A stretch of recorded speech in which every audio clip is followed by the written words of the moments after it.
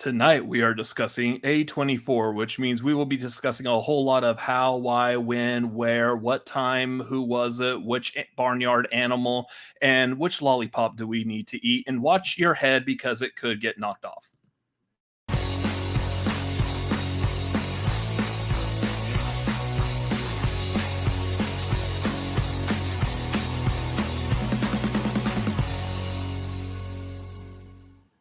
What's going on, everybody? We are the Cinefanatics. My name is Robert Adams, and I'm Tori Rose. Yeah, that's our. I'm gonna trample everything. Yep. This is Tori over here. Hello. This is the Marquee. Joining us tonight as we talk about A24 horror movies, we've got Miss Sabrina Ramirez. Hello, Sabrina. Hello. Thank you guys so much for having me on. A24 is my bread and butter, so this is like just another day for me. What is it about A24 movies that made you like fall in love and like?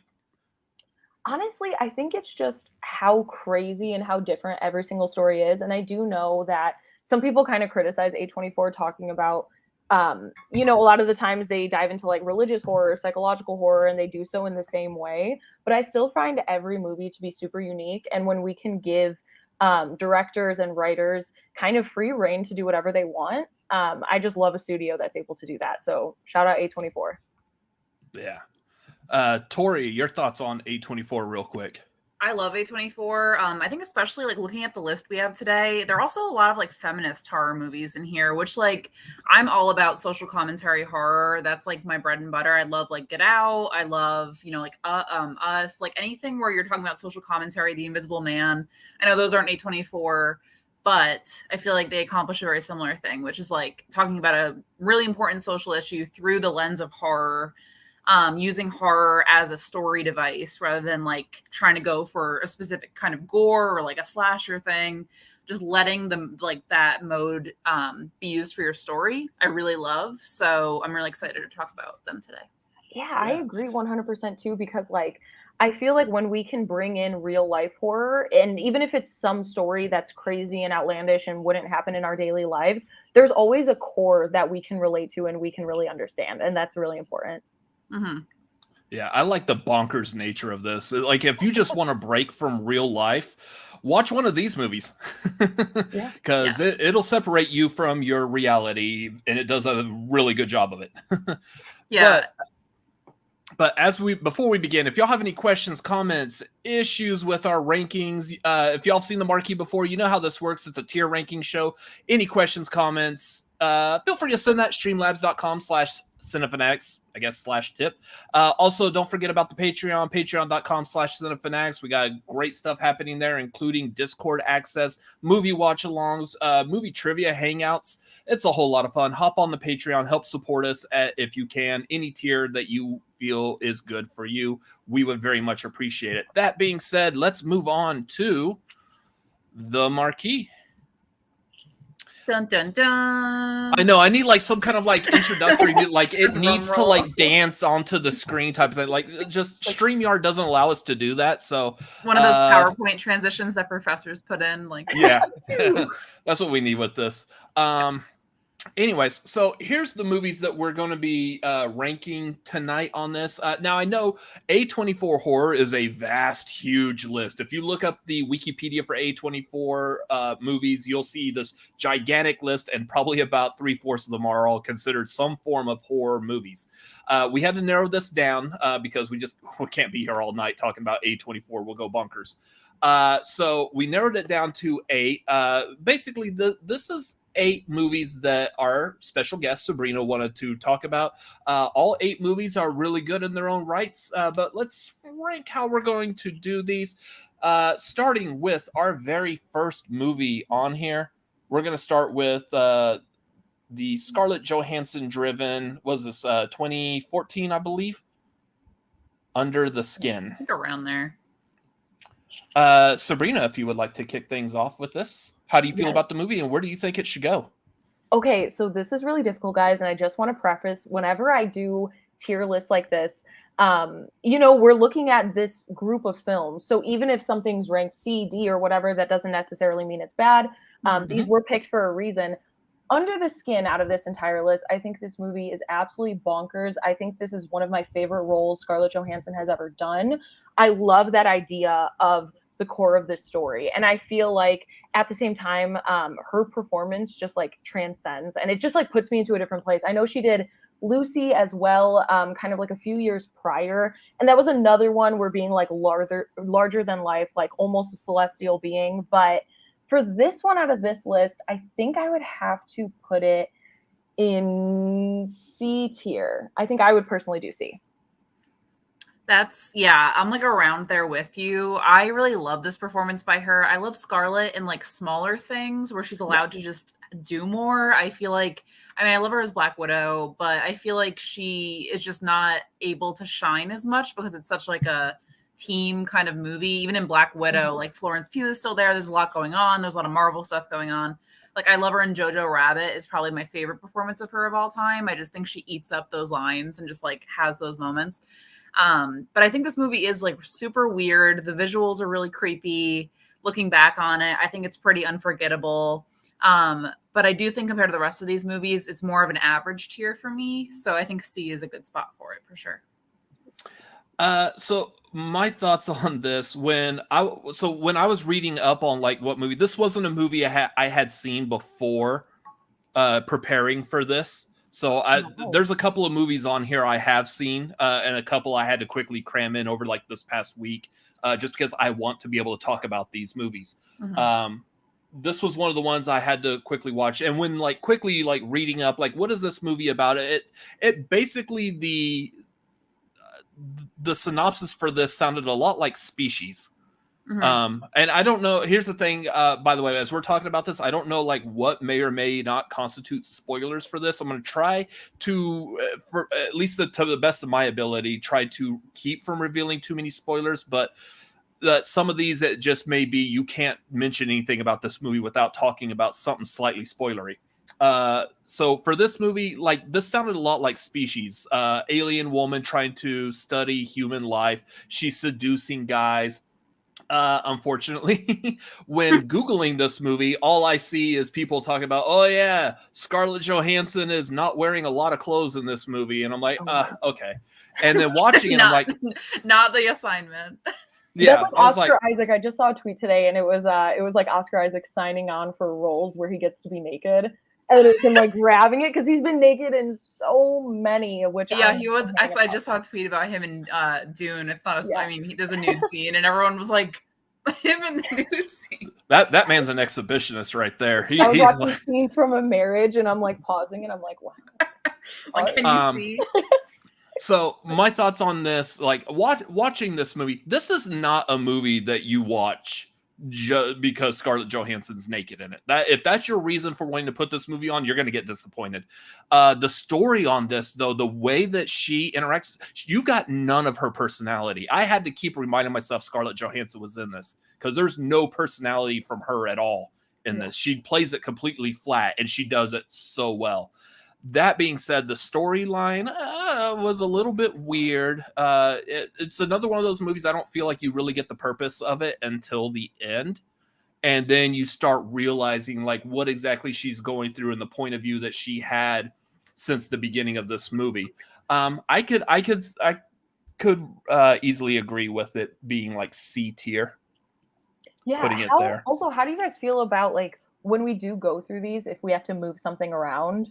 Yes, at the very end, we'll go back over and be like, "Do y'all feel do you really feel this is C tier now that we've put like some of these and other ones stuff around whenever I do tier list?" We usually cap the S at 2, which makes it hard. That's really hard for this list, but yeah, that makes sense. Mm-hmm.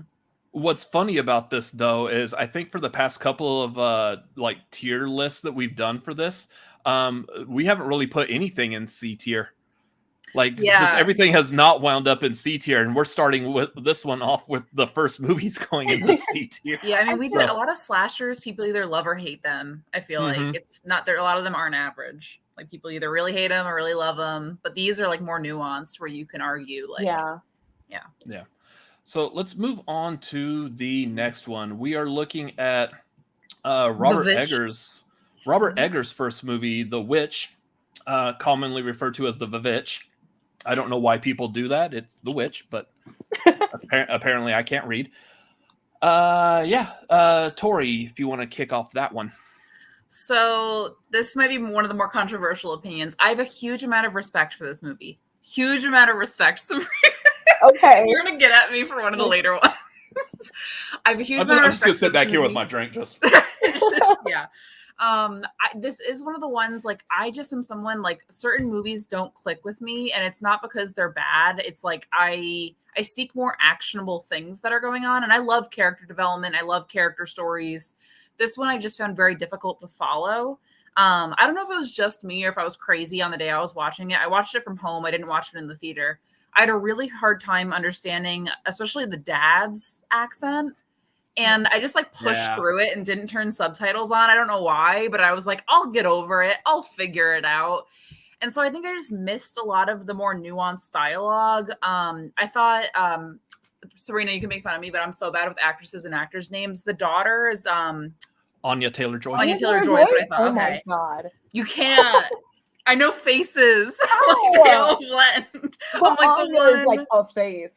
She's the like, one, like, I love the story of like a teenage girl, especially, and like the whole witch thing. We all know, like, Salem witch trials, of like just being persecuted for, like, we don't really know what went on in the town, but it seems like it wasn't really anything that we would deem like they should be banished. And essentially, when you're banished in that time, it's death, right? Like, you can't survive without like trade and goods and supplies. And it's like the teenage daughter like brought this on her family and like has to deal with this guilt just for existing the way she did. I think that's really interesting. But overall, I do like just look for different things in movies, especially like A24 horror movies. So it didn't land as hard for me as I was hoping. I love the ending. Think it's great. I don't know if we wanted to spoil it, but I think it's great. I think it's kooky. So I would definitely say for me, this would be like a low B, high C kind of area. Okay. Not My bad. more controversial opinion is kind of clear. Not bad. I was expecting it to be lower. No. I respect this movie a ton. And for the counterpoint, Sabrina. Yes. Okay. So this one, to me, I feel like even when we look back at history and we're dealing with like whether it's the Salem witch trials or even just like life in like Puritan communities like at that time, I feel like, you know, there's always, and still actually present day, honestly, with like internalized misogyny and misogyny that we experience in daily life with like sexualization of women. I feel like this film kind of nails this fact because a lot of people look at the witchcraft or like the witch trials and stuff like that back in the day. And it's just like, oh, women doing something for themselves and maybe not being the standard of what you want, they automatically get persecuted. And that happened then, and it still happens to this day, just not at the same level. So that's why this film hits really hard for me, because not only does it address that in a very subtle way and definitely like nuanced, I just thought it was genuinely scary because I don't love like jump scares. And I feel like this one like doesn't really have any, you know, like I hate when it's just like something really cheap, like somebody's looking through a peephole and you're like, okay, give it like 3 seconds and there's going to be the noise and the there's a cat. Yeah. And it's like, and then it's a fake out, which is even worse. I hate all of that. But I think because with those, I feel like our tension is rising and then it gets like alleviated because it's a fake out and then it rises and it's alleviated. I feel like for this one, the tension and the atmosphere is constantly building upon itself. And we almost never get that release, maybe until like the very end. So for me, I would say out of this list, I could put this at like an A or a B. I also shout out to what did you say that reminded me of something? Witch trials, dad, go. We're saying something. Keywords of the witch. Butter. I'll get back to it, Robert. You can it'll come back up. Would you like some butter? Like, that was so weird. So I'm going to touch back on what Tori was saying. If you have not seen the Witch, like, pro tip here, turn on the effing subtitles. Yeah. By the way, this is going to be something that I feel like is going to come back later on when we're talking about another Robert Eggers movie. Turn on the subtitles. If nothing else, for the dad alone, his accent is so cool, but damn it, he's hard to understand. This does have like a lot of would thou's thee ye type of almost Shakespearean type of language. So it can be kind of hard to follow if you're not prone to hearing that like me, and especially if you're like really bad ADD when focusing on movies that talk like that, like me. Turn on the subtitles, it'll help you immensely. I feel like that's what really helped me get through this movie. And I agree, like everything y'all said. This is a great movie for, I believe this was like Anya Taylor-Joy's first movie, or first major movie. That's crazy. She was the standout performance in this. The GOAT was a standout performance in this. Like everyone did really well. Was it King George or King Henry? King George? No, I think it's like I think it's like King George, because the two kids are singing the song Black George or something. Yeah. Someone will know in the chat. Yeah, the two kids Phillip are running around singing a song about him. There we go. Black Phillip. That's it. Yeah. Shout out to Black Phillip. Thank you, JJ Windward in there with the clutch. I thought it was pretty good. It was a nice take. I understood like the witch trials and stuff, given that Puritan time period in New England. So I know the history of it, so I was able to follow the story pretty well with the subtitles on. I actually kind of liked it. I will agree that I would probably put this like in A. I think this is a good, solid performance from all the cast and from Robert Eggers as his first movie. But I remember my thought, by the way, before we talk about where we're going to put it. Yeah. The quick thought was that I will say this movie has made me change how I look at like the wood line. Whenever I'm looking at like a wood line now, I'm like, yeah. I'm like the she's going to be there. Between this and Midsommar, yes. Mm-hmm. Definitely the wood line. And also Robert Eggers like directed the hell out of this. I feel like this is one of his first features as well. He's still a super young director, has a major film coming up that has like over $100 million budget or something like that, The Northman. So huge jump for him. I'm very excited to see. But yeah, he directed crap out of this. Mm-hmm. So I agree, like it could be an A. I probably wouldn't put it like too high of an A. So I feel like anything else we put in A could probably go over it. But are y'all satisfied with like an A or B? Or I could do a B to kind of be right in the middle of all of us, because I'm like an A, B. And since I think Tori said C. Like B, C. Yeah. B, C. I think B is a solid middle ground. Mm-hmm. Right? Okay. B. I'll stick it in there for right now. This is hard. Anyways. Moving on, next one. I try to see by the little pictures at the bottom, but I can't tell for some of them. Yeah. Well, this one's green, so. This is the 2015 Green Room. So this one I like. I would say probably this is, out of all the ones we have down here, short of like maybe Midsommar, I feel like Green Room is probably the most approachable movie out of this set. It's the one that's that's the closest to a standard regular narrative. There's nothing weird off the wall, nothing really subliminal. You're able to understand it, like easily follow along. It's just a straightforward movie. I love this movie. I thought it was really good, but it's bonkers off the wall. Just the situation that this, it's about a band that's doing a show at a club, and the club is run by a bunch of like neo-Nazis, which is led by Patrick Stewart, which is super weird. Like that's what sold me alone on this, is seeing Patrick Stewart in that kind of a role. But yeah, this one's really good. Any of y'all's thoughts on it? I absolutely love this movie. I feel like it might be one of my top ones on this entire list, to be honest. I agree that it's the most palatable film for like general audiences for A24. If I were to recommend some of these, Green Room would probably be the first one that I would. So Anton Yelchin, one of my favorite actors of all time. He is absolutely incredible with this. Even like the supporting cast and with Patrick Stewart as well. The stakes of this film, the fact that the music is awesome, it is just so high energy. That cat and mouse game it keeps you on the edge of your seat even when you've seen it like 3 times. It's always something new that it presents on a viewing. So to me, I would say this is a very high A, low S.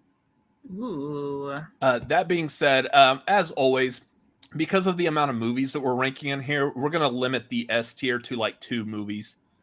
So I already know one that's going to go in there. So I think we all 3 of us know one of the movies that's coming up that's going to be S tier. So we're now going to be talking about what's the other movie that's going to be S tier in this. So Sabrina, you're putting in a vote for Green Room being the other S tier. Yeah, I'll do Green Room as my other S tier. I have my other one too. Okay. Tori. I really like this movie. This is also one of my top ones. I find it accessible. Again, like Sabrina said, I think when I'm looking at A24 horror movies, I do think about not only what do I enjoy, what do I think is like top quality, but also like what would I recommend to a person if I was like, hey, you want to get into A24 horror movies? Watch this one or watch these 2. Like that to me also qualifies because I think when you're thinking of a set, it's just important to think about. I think Green Room is up there. I think I love, like I was a psych major in college and I think the group dynamics are just really interesting.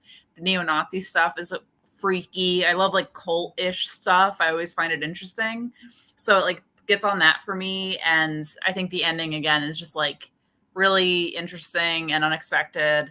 So I would put it at an A. You might be able to convince me to do a low S, but I think A is like where I think, or I want it to go instinct wise. I like A too. I think A is a solid place for it. Mm-hmm. Okay. Robert, what'd you think? Again, I think it's a good movie. It has been a while since I've seen it. I do remember enjoying it. I do remember the plot and everything for it. So I remember liking it. It's been a while, given what Tori just said, or what I guess Sabrina was, whichever one of you 2 were talking about going back and rewatching it again and again. That is something I might need to experience again, but I liked it. I'm definitely okay with like a high A, low S. I feel like other than the one that I feel like we're all going to put in S, I feel like there's one other that I might argue for S tier, but this one I feel could be like teetering with it.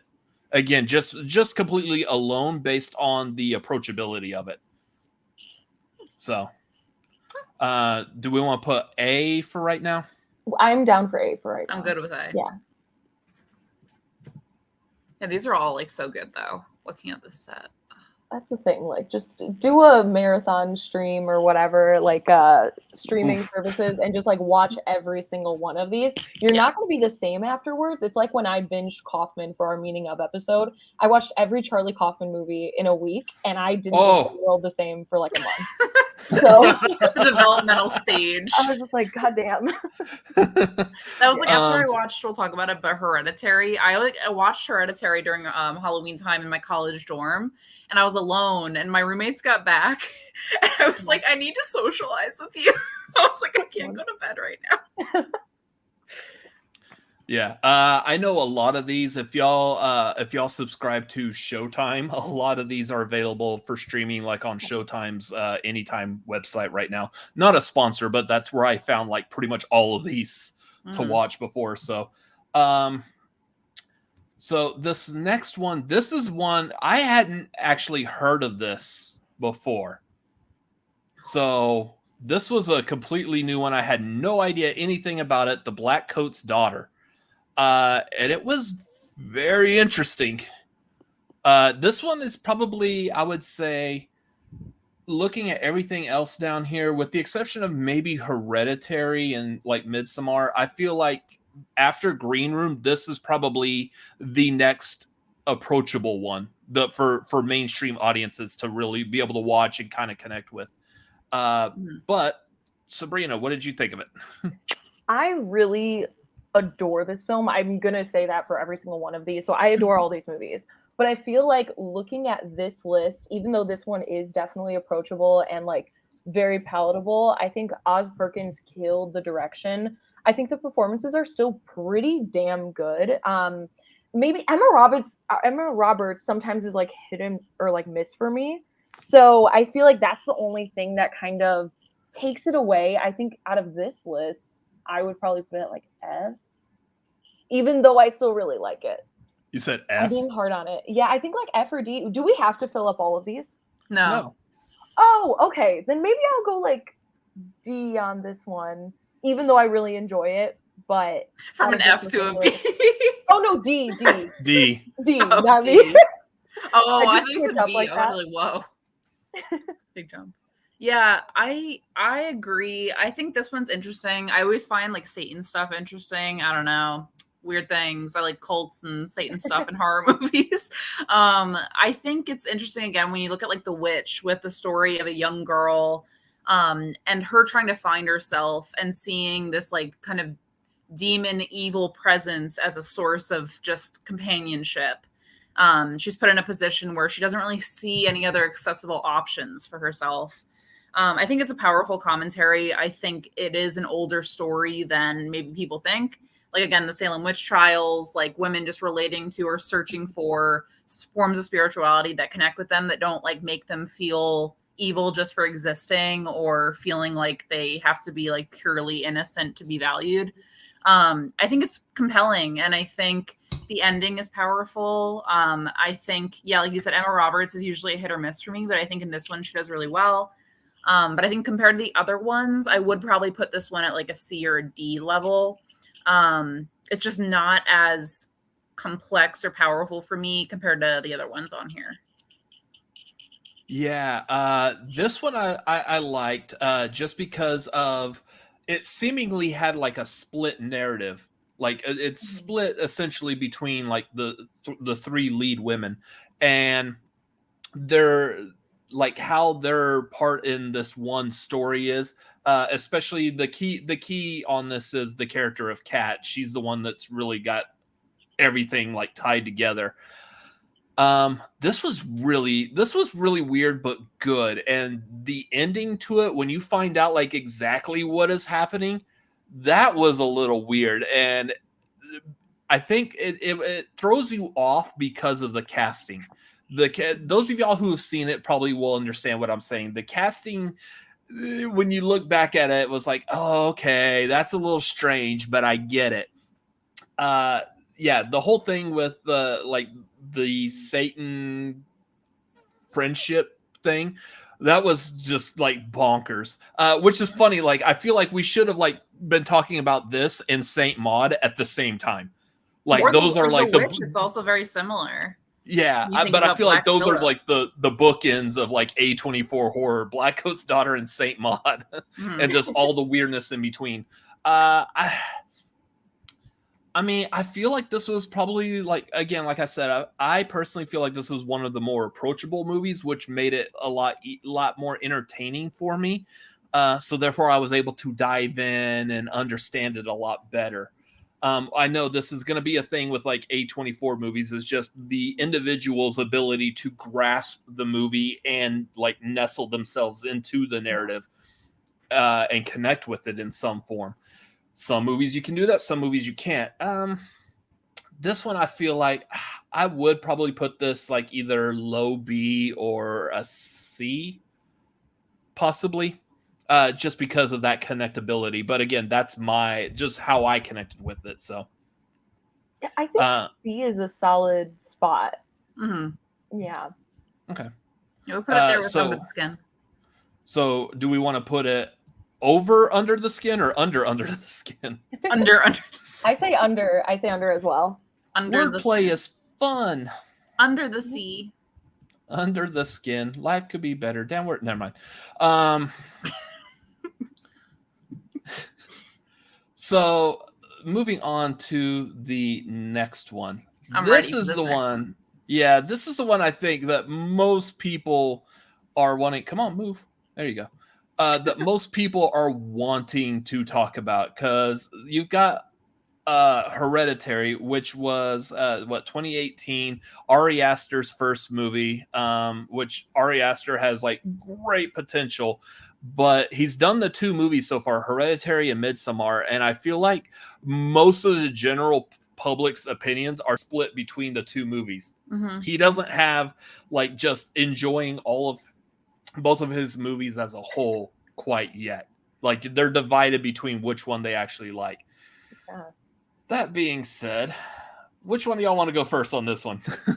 Can I go first? Go first. I'm ready to go off. Okay. I love this movie. I love Toni Collette. I think she eats this role up. I think she showed up to script day. Can I spoil some stuff in this one? I feel like there's so many scenes in this one that I'm like, I don't know. In so much, there's one key thing. Like I know I'm about to say negative things about this movie, but there's one thing about this movie, and especially in relation to the trailer. I gotta go. There's one thing I really love about this movie, and I like if you don't know that little spoiler about this movie, then like don't reveal that. There is a big. I remember like going into this movie, I had no idea what it was. Yeah. I turned it on. I'll put it in the private a scary chat. movie. In October, I was in college. I was like, let's turn this on. And then I had no idea what I was getting into. And that was a ride. My blood was like boiling the whole time, not in like an angry way. And like you're just like, what is happening? Someone do something. Oh my God, I would hate for that to be me. Oh my God, I've been at that dinner table before. My family sucked too. Like you're like, you just connect with different moments. And at other times you're like, this is crazy. And just like the twist it takes you down. And I think Toni Collette just grounds you, because if she didn't like show up to the table understanding the assignment, if she was a little goofy, she completely would have like changed the direction of this movie. But she grounds you. You relate to her. You feel for her. You also kind of judge her at points. Like she's just very compelling, very complex. A really well-written mother character, in my opinion, that felt real, that felt like I had seen her. I'm like, my mom was kind of like her. Like, it's just very real in this movie, even though it takes you in very unreal directions. I think it's so good. To me, this is an S or an high A at the lowest. I just think the acting is superb. The son, I can't think of the actor's name. He's phenomenal. Alex Wolff. Yeah, he's adorable. And he's also just like the trauma he has to go through in this. He's also a Schmoedown competitor. Yeah, so that's my little rant about it. But I 100% agree. I feel like out of this entire list, this is my number one with a wide margin. As much as I love the rest of these, I feel like Hereditary is an example of a perfect film. It's not one that I would recommend to every single person because it is very, very dark and so heavy.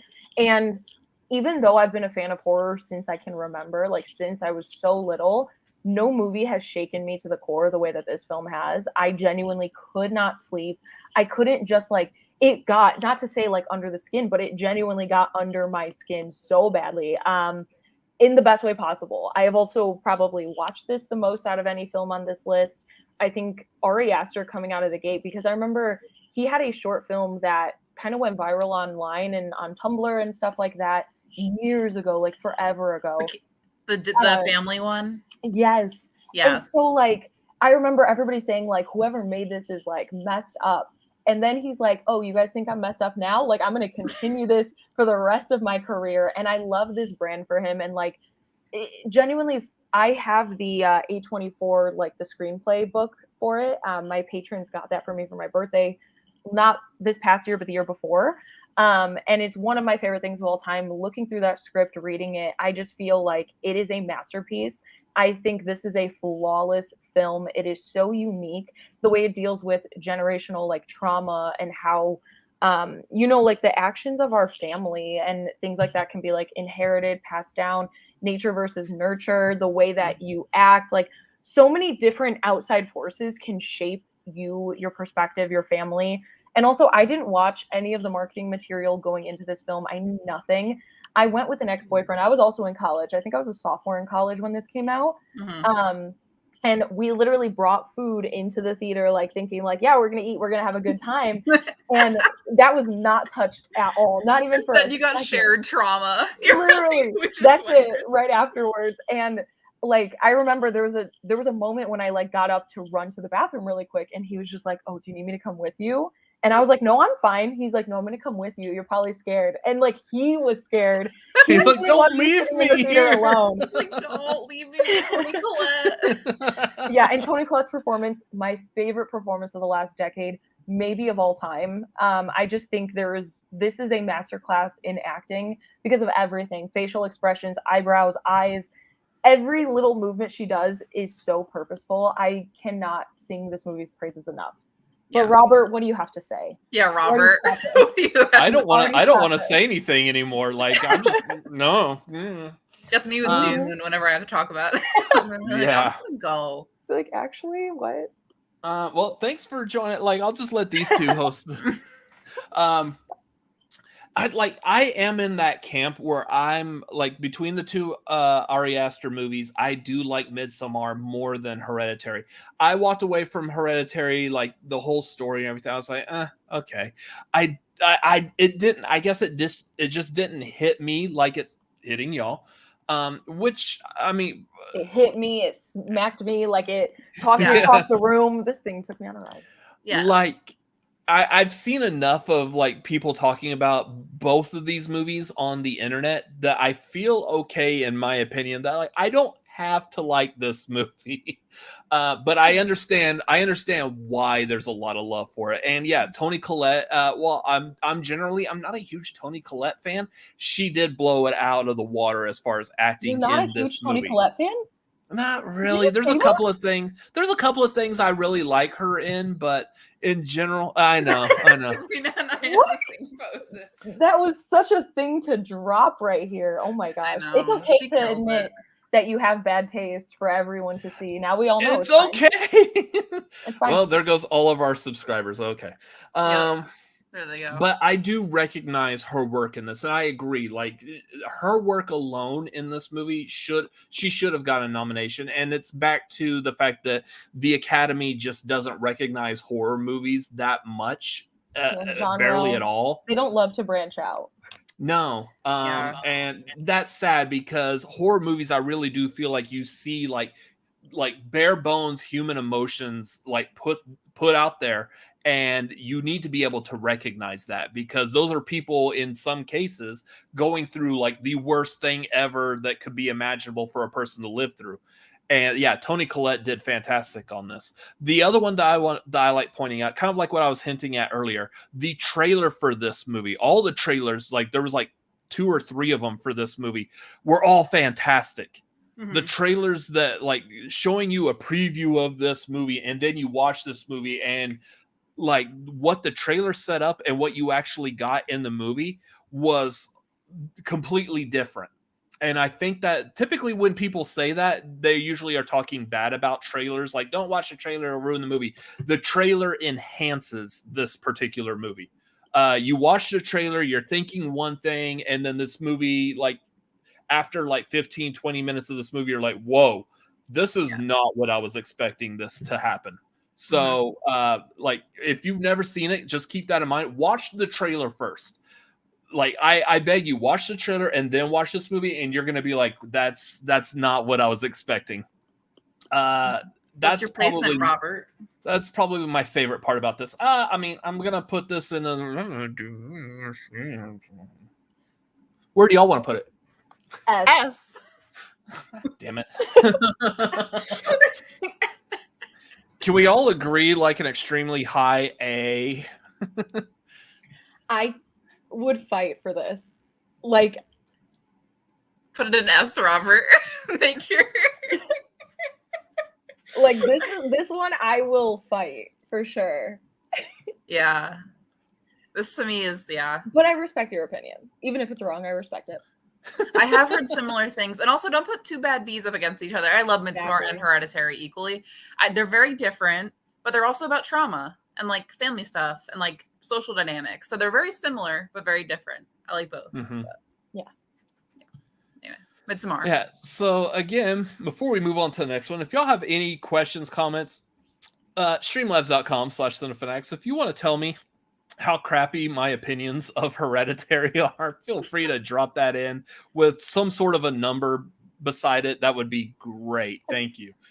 Midsommar, the second of the 2 Ari Aster movies, again dealing with a lot of trauma and stuff. I'm gonna go right off the bat to begin with. This is my S tier. I love Midsommar Such a good movie. Yeah, I do as well. This is my other S tier. I think Florence Pugh, like my crush on her started on this movie. This was the first I'd ever seen her. And I remember just like watching it and I was like, she's just so compelling and you feel for her and like you want to hug her. And then at points you're like, what is happening? And how do we get out? And like, it just takes you on a journey. And the whole time I just felt for her. Like, I just felt like I related to her, especially in the beginning, like which if anyone has trauma that I call like atypical trauma, which is like you go through something that not everyone really is ever going to go through. And then you just kind of feel isolated no matter what. And everyone around you, like, even if they want to support you, it's still isolating. And like, you kind of have to carry it on your own. I love how she carries it. I love how vulnerable she is. I love how her weeping is just so painful to watch. And I think there's moments that are just so nuanced and powerful about trauma where it's not a spoiler, but there's times where a traumatic thing happens in this movie and everyone is in shock around her. And she's the only one who doesn't flinch. If you watch the scene, like she stands still and is just watching. And there's a scene where her endurance is proven. Like she's this strong person with a high endurance because she's been through so much. And it shows you how trauma can kind of do that to you, where it's like you're so chaotic, but you're also a strong person. And like she just has these like character moments that I don't even think she sees coming. And I think it's so powerful. I think the setting is gorgeous. I think the other performances are wonderful. I think the script is interesting. I think the story is interesting. The ending is iconic. I mean, like even people who haven't seen this movie are like, is that the one where blah, blah, blah. I don't even know if we want to say it. But like people know the ending. It's iconic. It's forever going to stand out as like a very classic, crazy movie ending. And this to me is S. I love Florence. I'll watch her in anything. Also, Sabrina, I don't know if you'd ever heard this critique of this movie, but I've heard like men say like when she was crying, she sounded like so like a cow or like so bad. I'm like, what are you even watching this movie? Like she just went through something and now you're saying she's not crying pretty enough. Like even the scenes we get with like Toni Collette when she's I'm not gonna say what happened, but when she's like sobbing and we could hear it even from another room and it is like hardcore, heavy, haunting. That's the same thing that we get with this. And I think it's really effective in the way that they do so. Florence's performance, absolutely incredible. Tori and I are going to be talking about this in just a few days on my Patreon, but to like, because I could talk about this movie for hours and hours, but the fact that Ari Aster, just a few years after Hereditary, 2 years later, it has a movie that has, it's horror, but it is such catharsis at the same time. And it's also just like really heavy when you're watching this because I feel like exactly what Tori said. I feel like to some capacity, we can like really understand even if we haven't experienced it ourselves, we can really understand why Florence Pugh is the way that she is and why she reacts the way that she does.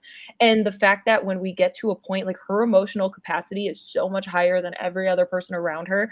And you could see it in every moment. It's brilliant. The fact that Ari Aster goes from making a film that is so dark, like dimly lit, to this one that is bright pastel and still scary no matter what. Like every single moment you can see everything in the frame basically, and it still finds a way to terrify you. When it comes to folk horror, I feel like Midsommar is cemented as one of the best. And I think like soon to come, like it's going to be considered a classic. I really don't think you get any better than this. So this is S tier for me as well. Ari Aster is an S tier director. Yeah. I liked Florence Pugh in Fighting with My Family. It's so weird to say, like, in my perspective, I know y'all said this also. This is definitely the movie that like really made me love Florence Pugh. She did so well in this.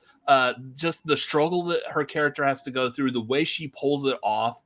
Her crappy ass boyfriend in this. Oh God, just I saw F that guy. Just F him hard, like just whatever. I saw this after a breakup and I felt it. I felt every moment. I'm like, yeah, girl, leave him. You're like, I've been there, girl. He forgot my birthday. I'm like, you got out here like, I'm gonna go find me a bear. I'm actually gonna find me a colt right now. I'm re-wearing this dress next weekend with a flower crown, and I'm trying to get Brandon a bear suit. So, yes. Oh god, yes, even the fashion is iconic. It's iconic. We need pictures. You're giving us pictures, right? 100%. Oh yeah. So make sure y'all all follow Sabrina Ramirez at Sabrina X Monica, Twitter, Instagram. So the thing I also like about this, like the character work, I love all that. The other stuff is some of the small, like little details when they're tripping out on mushrooms, the way it looks like the grass is growing on our hands and feet is awesome. One of the things I like from a technical standpoint is that transition from when she goes at the very beginning, she goes to the bathroom to cry, and crossing into the bathroom all of a sudden switches to the bathroom on the airplane. Like, oh, that's such a good transition. I'm trying to think of all the other little things I love about this movie. The stuff that they do when they're carting her off as this isn't really a spoiler, but as they're carting her off as the May Queen, you look at the woods behind and you see the sister like in the woods. Oh, the imagery is just so good in this. But man, this is a screwed up movie and I love it. I'm trying to think if there's anything else. Yeah, I mean, this is easily, if we had more time, we could easily talk about this movie all night, but we don't. So Sabrina and I will. I'm gonna throw this in S tier as well. Now the conversation goes to higher or lower than Hereditary. I would put it higher than Hereditary because y'all know my opinion on Hereditary. I feel like Midsommar is the stronger of the two. I think it's switchable. I think as long as they're both an S. I think there's arguments for either side. I think it's very split, like you said. I love them both. I don't want to say Hereditary above Midsommar, unfortunately. I love them both. Again, two bad bees up against each other. Like, it's breaking my heart. But if I had to pick one, I think Hereditary would be above it. But if you guys want to put Midsommar, I could budge. Tori, leave it to you. I think leave it as it is right now. Okay. I think, Toni Collette to me, it's just very personal. Hereditary is a very personal story. I think Midsommar does go more extravagant, even though Hereditary does go to places. I do think Hereditary is a more personal story. To put it as tier. Higher. So before we move on to the next one, we did get a Streamlabs in. We got Streamlabs from Maxwell saying Lil Robbie is wrong. Team Sabrina, love y'all. This was in reference to Hereditary. So so thank you, Maxwell. Definitely thank you for the donation. Thank you, Maxwell. Love you. Saint Maud. This was a movie. So I'll be honest, and I already told them backstage. This was a movie that when I saw the trailer, I was like, no, just no. I did a quick backstory to me. I did grow up in like a fairly like strong, not super strict, but strongly religious household. While I might not follow that same path in my life right now, I still hold like some ideas and stuff that I was raised on to heart. This movie, just the trailer of this movie, I felt like was really like pushing the limits of like what I feel spiritually okay dealing with. I will say after watching this movie, because I honestly had no intention of watching this movie until we did this tier ranking. And I'm like, all right, I'm gonna watch this. I watched it. It's not as bad as what this is the exact opposite of Hereditary. This is not as bad as what the trailer was making it out to be. It's not like any kind of like really anti-religious. Religion is a big part of it, but it's not as bad as the trailer made it out to be, in my opinion. It's a weird movie though, y'all. Very strange. Some of the decisions, thoughts by the character of Maud is very weird and strange. Sabrina, why is this on here? This is on here because I think this one is absolutely fantastic. Another one that gets completely under my skin with certain moments of like body horror. Exactly. Also, Yeah. like the last frame, like what she does to her own body. And I don't want to say too much, and it's really hard to talk about it without it. Yeah. But the lengths that people go, like psychologically, the lengths people go for whatever it may be, belief, like religion, or just anything else. It is terrifying. It is absolutely terrifying. And so like that final sequence, that final shot sticks with me. And so that's why this one is on this list. I also think that it might be above The Witch. So I think it's kind of cemented right in the middle of like A24 horror. I agree. I mean, obviously, I put The Witch just wasn't for me personally, but I respect it. But this one actually really connected with me. I was raised Catholic, but I disconnected from it like a while ago. I was like 12 and I was like, the vibes are off here. I don't know what's going on just personally. But so whenever there is a story that dives into that, I always find it compelling and interesting just because it is like a point of like familiarity for me. And again, like thinking about like feminism horror, like all of these movies, or at least most of them, it's like main female characters going through either like a trauma or an existential kind of crisis or both. And having to make a big decision about what's going to affect them and self-sacrifice and like putting something ahead of yourself or putting yourself in front of something and the repercussions of that. I think this one is compelling. I love body horror, especially like, again, like when a teenage girl is just going through something and trying to have a relationship with her body and like everything else that's like coming in to influence that. I think it's really powerful. I think this one is more accessible than say like The Witch for me. So I would probably say for me, it's either like a low A or a high B. What about you, Robert?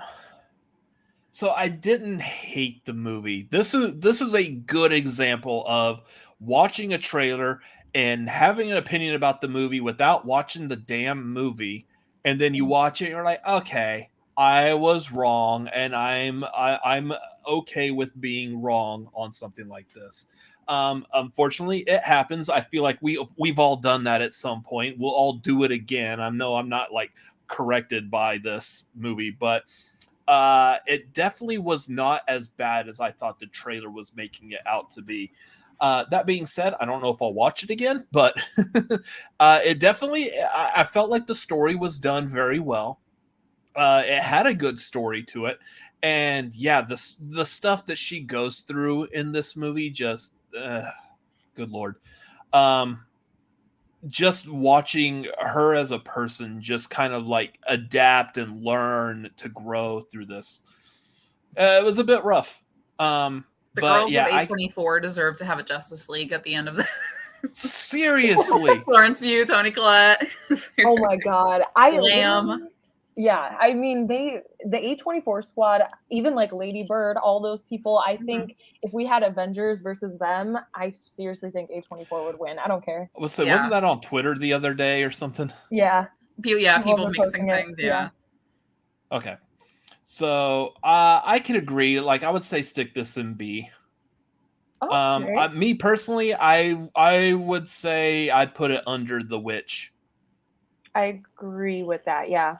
Tori, are you okay? I'm fine with that. Yeah. Again, okay. I wish I liked The Witch more. I have a ton of respect for it. It's just not what I look for in a movie for my own personal enjoyment, but I do have respect for it. We got another Streamlabs real quick from Amber saying, I'm just here for Sabrina and Tori and maybe Lil Robbie. No baby biatch, I see. Nope, he doesn't like horror movies, so...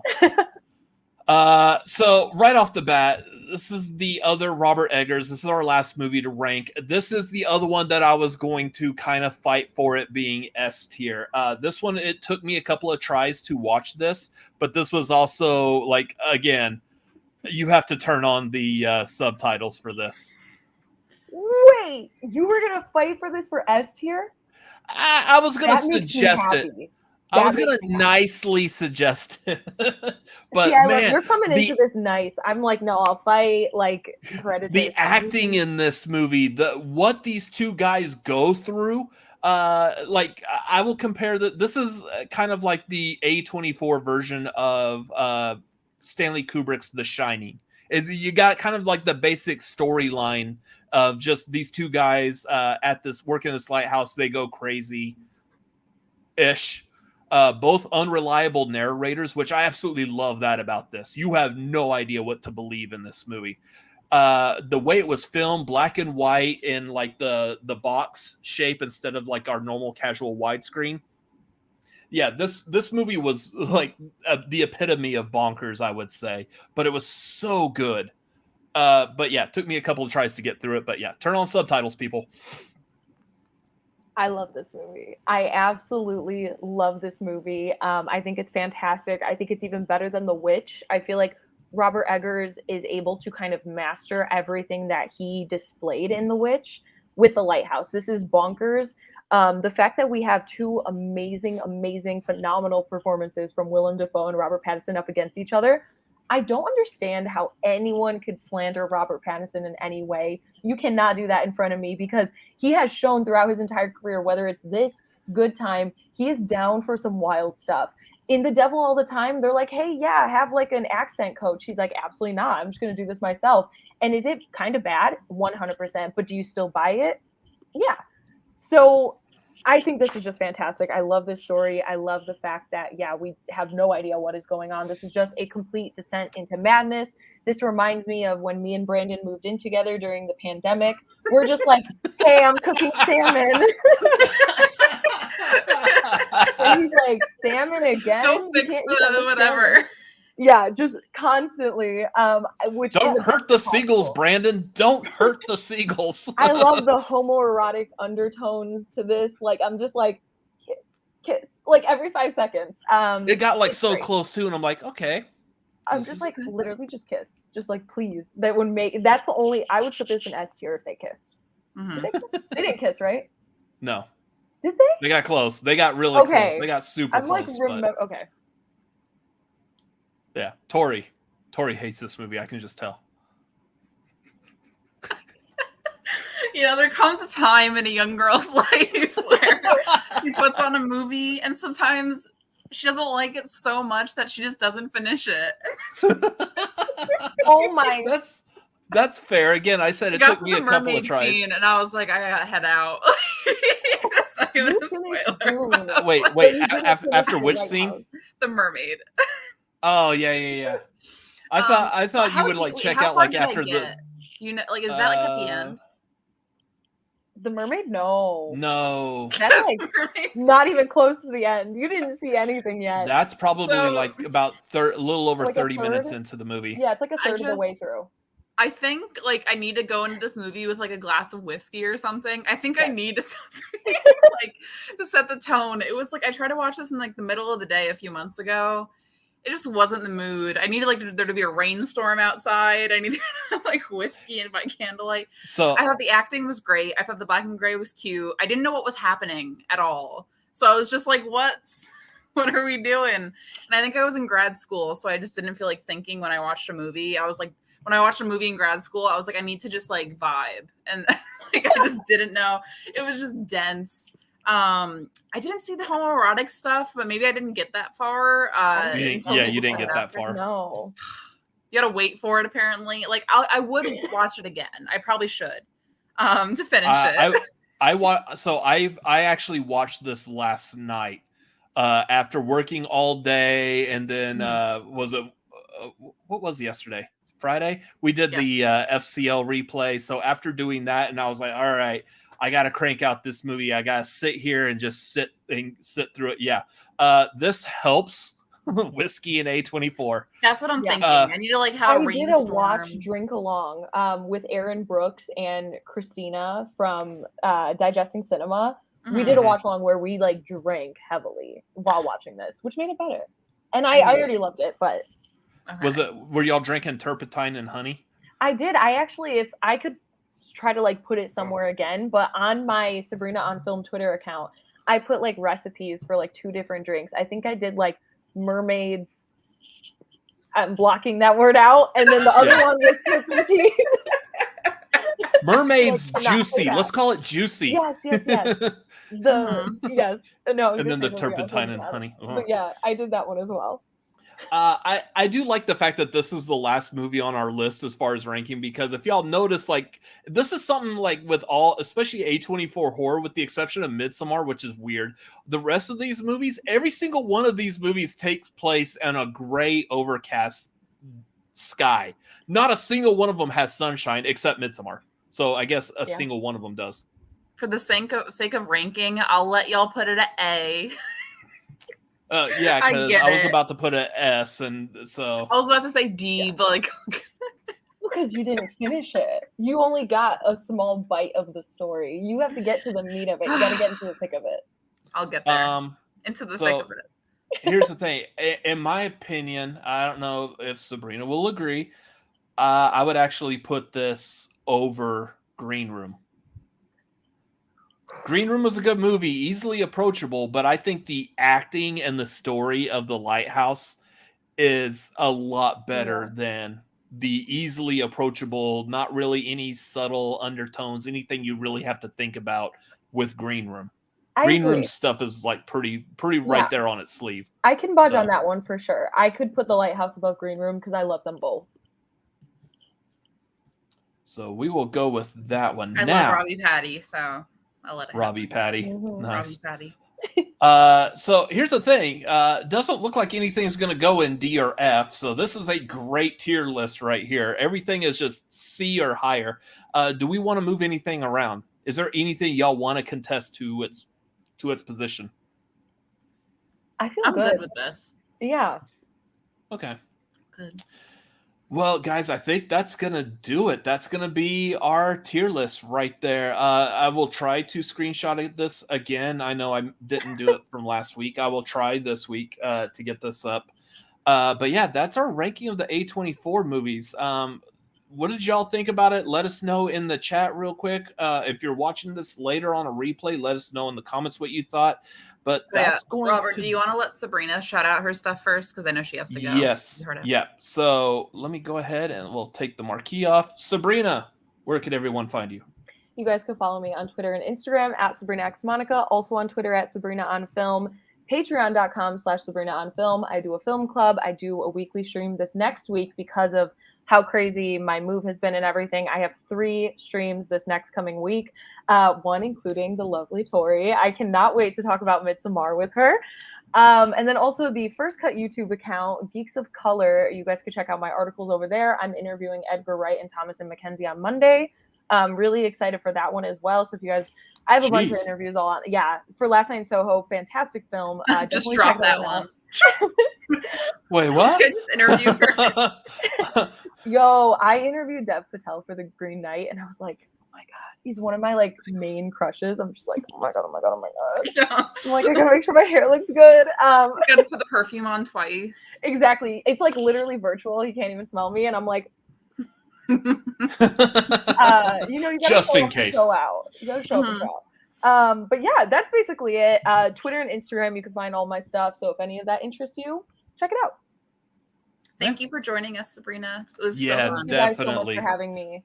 Thank you for recommending the A24 horror. So this forced me to sit down and watch some of these movies that I don't say they were like high on my I need to get to watching this, but I'm really glad I got to see them now. So thank you for forcing me to do this. It's perfect for this season. It's weird, uncomfortable, gross, damp. If you're watching The Lighthouse, it's Scorpio season. Damp. Exactly. Yeah. So it's very fitting. I appreciate you guys for inviting me on. This was so much fun. Yeah. So yeah, thanks for coming on, Sabrina. Should I hop off now? Bye. Okay. Bye. Oh, yes. Yeah. I was like letting you go. Anyways, so that's going to do it for tonight, y'all. Thank y'all for watching here in the chat. Tori, would you like to plug anything? Tori X Rose on Twitter and Instagram. Like Sabrina said, if you follow her on Twitter, we're going to do Midsommar chat this week, more in depth. So it'll be like, we'll be able to talk about scenes and spoiler stuff, which I'm super excited about because I love talking about that movie. So yeah, besides that, I'm on Tagline with Robert and Chris Adams every Wednesday, and Marquee every Saturday. So awesome. Come hear my opinions about Dune at some point because they're controversial and I'm not happy about it. I hate not liking things. I hate it. So. So next Saturday, actually, for a quick plug, not next Saturday, next weekend, we will not be doing the Marquee on Saturday. We will be moving the Marquee one day later. It will be Sunday night, which is going to be Halloween night. Therefore, we feel it only appropriate to be tier ranking the Halloween movies, and then joining us that night will be Mr. Tim Franco and Mr. Andres Gallego. Again, joining us for that. We had a lot of fun with Andres before. This one's going to be good. We're going to be ranking all the Halloween movies from the original John Carpenter all the way through Halloween Kills. So yeah, we're going to be tackling that one. That's going to be a lot of fun. Same time next Sunday, which was the 7:30 Pacific, 10:30 Eastern. So we're going to have a lot of fun. That one, who knows how long we might go talking about, like, what is that, like 15 different Halloween movies? That one might be a bit of a stretch. So be prepared yourself. Bring the cushy seats and the sweaty pants and whatever. Did you like Halloween Kills, Robert? To give him a little taste. Yeah, it's not gonna rank high, y'all. Like, yeah. I can say that right now. Yeah. If it was the Big John, Little John show, I'm all for it, but I don't know about the rest of the movie. Anyway, so that's going to be next week. You can follow me at Robert Adams MLP on Twitter, Instagram, and Letterboxd. You can also find me here in a minute over on a Fans View YouTube channel. Myself and Vernon will be recapping episode 2 of Chucky. So if you want some more horror movie stuff to talk about, and if you like Child's Play and the Chucky series, come join us over there. We got a lot to talk about the second episode, which is a very strong contrast to the first episode. So a lot of fun over there. So head over there. Let's see. Yeah, Sunday, I will be over on the Take 3 channel talking about one of my childhood favorites, Boy Meets World. So that will be happening on tomorrow night.